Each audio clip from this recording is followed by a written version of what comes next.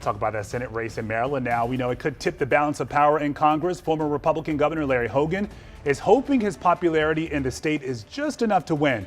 But we should point out it is an uphill battle against Democrat Angela Alsobrooks. She's the current Prince George's County executive.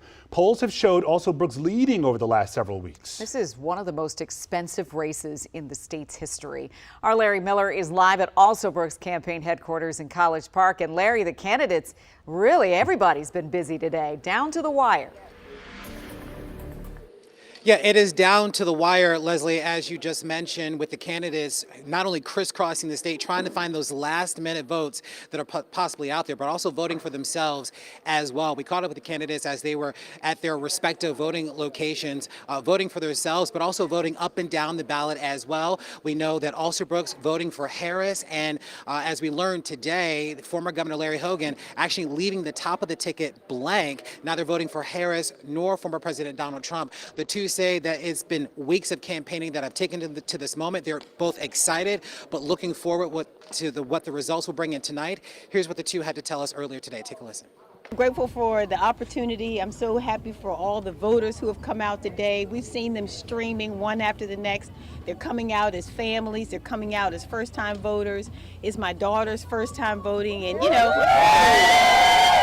and in our country in 2024, my daughter had a chance to vote for her mother and Kamala Harris this year for her first vote. And what a beautiful, and you know, so many, think about all of the people who made this possible.